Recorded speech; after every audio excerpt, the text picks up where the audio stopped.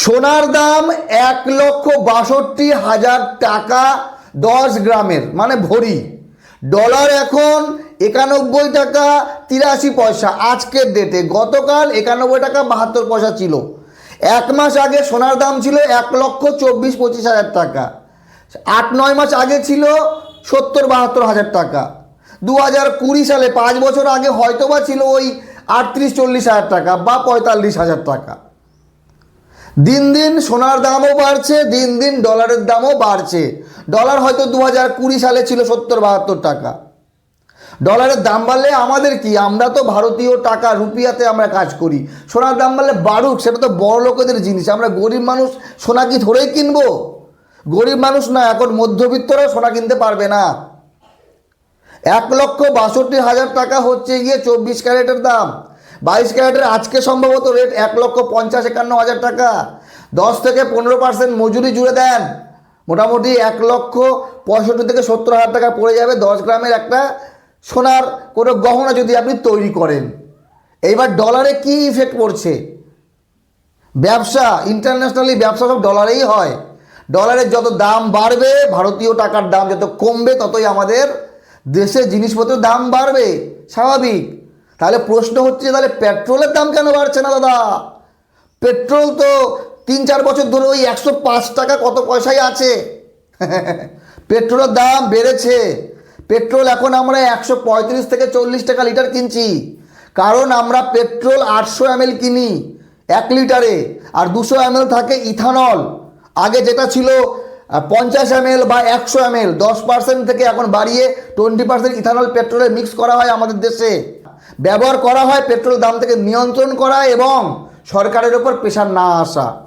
যতদিন পর্যন্ত আমরা গ্যাসে ভর্তুকি নেব, যতদিন পর্যন্ত আমরা 2 টাকা কেজি রেশনের চাল নেব, যতদিন পর্যন্ত আমরা মাসে মাসে অ্যাকাউন্টে লক্ষ্মীর ভাণ্ডারের নামে 1,000-1,200 টাকা 1,500 টাকা নেব, যতদিন পর্যন্ত আমরা সরকারি স্কুলে সরকার থেকে সাইকেল নেব, যতদিন পর্যন্ত আমরা ফ্রি নেওয়া বন্ধ করব না, ততদিন পর্যন্ত আমাদের দেশের অর্থনৈতিক উন্নতি হবে না। আমাদের ব্যবসা বাণিজ্য কমে গেছে দেশে। গত 4-5 বছর ধরে পেঁয়াজের দাম বাড়ছে না।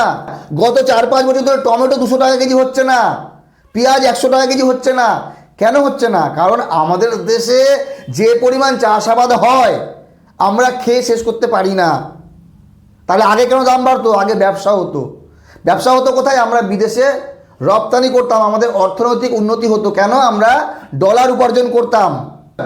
বর্তমানে সোশ্যাল মিডিয়ার যুগ, ইউটিউব ফেসবুক থেকে কিছু উপার্জন হয় বলে আমাদের দেশের 10% বেকার যুবক যুবতী আমাদের মতো সোশ্যাল মিডিয়ায় ভিডিও পোস্ট করে 5-10 হাজার টাকা মাসে উপার্জন করে। কিন্তু আমাদের দেশের যে বর্তমান পরিস্থিতি খুব একটা ভালো না। যদি ভালো হতো তাহলে কিন্তু আমরা $1 92 টাকা দিয়ে কিনতাম না। চিন্তা করেন, আমেরিকার একজন ব্যক্তি যদি 1,000 টাকা নিয়ে আমাদের দেশে আসে, তার মোটামুটি 92,000 টাকা হয়ে যায়। $1,000 92,000। থাইল্যান্ড, যারা হয়তো আমাদের থেকে অর্থনৈতিক দিক থেকে অনেক দুর্বল, কিন্তু থাইল্যান্ডের টাকাও আমাদের 2.5 গুণের বেশি। কিন্তু আমরা সবসময় আমাদের নিচে দেখি, আমাদের নিচে কারা আছে ওদেরটা দেখে আমরা খুশি হয়ে যাই না। আমি কমার্সের ছাত্র না, বাংলায় অর্থনীতি বা ইংরেজির ইকোনমিক্স নিয়ে আমি অধ্যয়ন করিনি, কিন্তু এতটুকু বুঝতে পারি ডলারের দাম বাড়ছে, সোনার দাম বাড়ছে, পেট্রোলের কোয়ালিটি কমছে। এর মূল কারণ আমরা ফ্রি খাওয়া ছাড়ছি না। আমরা সব সময় সরকার থেকে ফ্রি চাই। কোনো কাজ না করে টাকা পাওয়ার মানেটা কি? সরকার আমাদের সামনে থেকে 1,000-1,200-1,500 টাকা দিচ্ছে ঠিকই, কিন্তু পেছন দিক থেকে আমরা আবার সরকারকে তার 10 গুণ দিচ্ছি। চিন্তা করেন, যেই ব্যক্তি 30 থেকে 35 হাজার টাকা উপার্জন করে, দিনে যে 1,000 টাকা কামাই করে, তার সংসার খরচা 20,000 টাকা হয়ে যায়, থাকে 10,000 টাকা। সংসার খরচার মধ্যে মনে করেন পড়াশুনো, সব কিছু, আনন্দ বিনোদন, কাপড়, সব কিছু। বাকি যে 10,000 টাকা থাকলো, চিকিৎসার যে খরচ, ওষুধের যে দাম, তার ওপরে যদি মেয়ে বিয়ে দিতে হয়, সোনা কিনতে হয়, তাহলে সেই 1,60,000 টাকা ভরিতে সোনা কিনতে কত বছর তার সময় লাগবে? হিসাবটা আপনারা ক্যালকুলেশন করে নেবেন। রূপো এখন 3,600 টাকা 10 গ্রামের দাম হয়েছে, 3,60,000 টাকা পার কেজি। আশা করি আগামী 10-20 বছরে 3-4 গুণ রূপোর দাম বেড়ে যাবে। এখন তো রূপো দিয়েও মানুষ লোন নিচ্ছে, সিলভার লোন, যেটা আগে গোল্ড লোন নিত, তো মানুষের কাছে গোল্ডই থাকবে না, তো গোল্ড লোন নিবে কী করে? যাই হোক, ভালো থাকবেন সবাই।